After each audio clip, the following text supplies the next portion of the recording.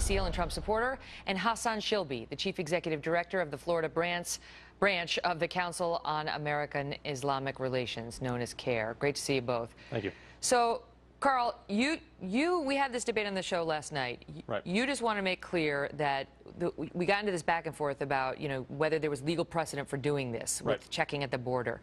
And you made a reference to the Japanese in World War II, and your position tonight is that that was not a reference to internment camps. Oh, no, is that right? absolutely. Quite frankly, I was actually shocked that you brought in internment camps, but it was a reference strictly to the scrutiny on immigration and the stopping of immigration and the registration of immigrants coming from places like Japan and Italy and Germany and things like that. So, no, it had nothing to do with internment camps whatsoever. Okay, but you didn't say that you were shocked. Here is what happened between us last night when we were talking about this proposal by Chris Kobach to check out Muslims at the border. Listen. They're discussing drafting a proposal to reinstate a registry for immigrants from Muslim countries, Yeah, and perfectly honest, it is legal. They say it'll hold constitutional muster. I know the ACLU is going to challenge it, but I think it'll pass. And we've done it with Iran back a while ago. We did it during World War II with Japanese, which, call it what you will, maybe wrong. You're not proposing we go back to the days of internment camps, I hope. No, I'm not proposing that at all, Megyn. But what I am saying is that we need to protect America first. That's the kind of stuff that gets people scared, Carl. Right. But I'm just saying there is precedent for it, and I'm not saying I agree with it. All right. So, I mean, there wasn't shock expressed. There was saying, hey, there's precedent for it, which is what got people, confused. But I take you at your word if you're saying you were referencing something else. You were trying to make a different point. It was referenced in parallel with Iran when we, under Jimmy Carter, when we banned immigration from Iran. So I assume that, forgive me for not being as clear as I possibly could, but I never... Because you mentioned the Japanese in World War II. Yeah, no, I did, but I did not ever mention internment camps. So, for those out there who thought it was... I know, but that's kind of the big story about what we did here to the Japanese. You put words out there, Megyn, and let's be honest, the media had happy to run with them. Only after you put out the words about what we did to the Japanese in World War II, which is like, okay, I remember that. Yeah, well, I tell you what, I think the left-wing media took this by the horns because they're not a fan of Donald Trump, but this is exactly why he run, because of the dishonest media. Not saying you.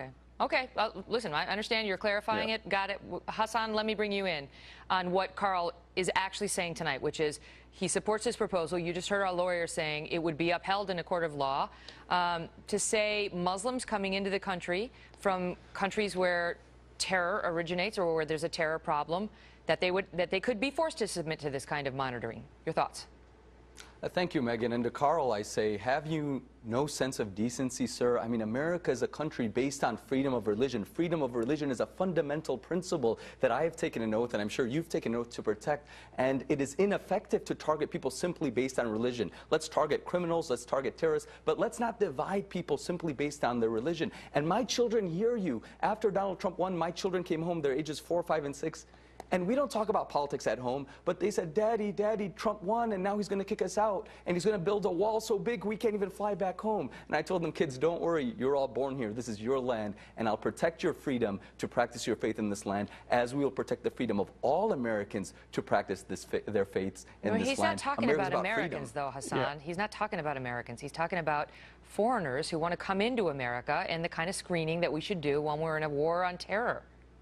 Well, I think anybody coming into America should face scrutiny and screening to make sure that people who are coming into America are law-abiding. You don't think there should be any heightened scrutiny for those who come from hotbeds of terror? I don't think there should be heightened scrutiny based on people's religion. Again, that's not what America's about. You have the IRA committing terrorism. Is that based on religion, or is it based on a geographical, a geopolitical war? Well, we've heard many different things. We've heard many different things from Trump supporters and Trump surrogates, and some have advocated. I mean, this gentleman here himself has said some very negative things about the entire Muslim community. We can't be promoting fear and hate against an entire religious community. Let's target on actual threats, but let's not divide Americans based on religion, because what makes America so great is freedom of religion. That's what the U.S. Constitution is about. Go ahead, Carl. Well, Hassan, forgive me for not taking you too seriously about American security and safety, which is the paramount of Donald Trump's policies here. Your organization, CARE, was listed as a terrorist organization by the UAE. 7 of your board members can't come into the United States because they have alleged terrorist ties, and you supported Hamas. So let's be very clear here. Donald Trump wants to protect Americans first and scrutinize people who want to join our country, and make sure when they do join our country, they do it on our terms, which is safe, for Americans, but we also want to be fair to the people who are already here. So I welcome immigrants. I welcome people from all over the country, or all over the world, to join us here. But I want to make sure that it's safe for Americans in my country that I fought for. Go ahead, Hassan. And that's absolutely false. You know, I'm a civil rights lawyer. I run the largest civil rights organization in the state of Florida. We defend the rights of all people of discrimination, regardless of race or religion or ethnicity. The UAE has designated CARE as a terrorist organization. The UAE did designate CARE, not CARE Florida.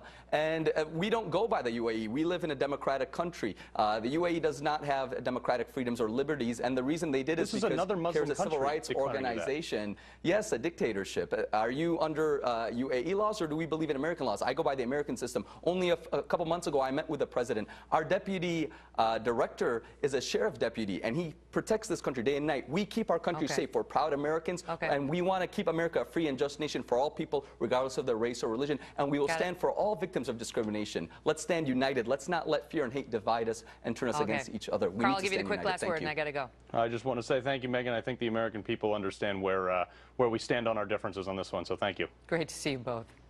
Also tonight, we're doing a new investigation into fake news reports and whether they changed people's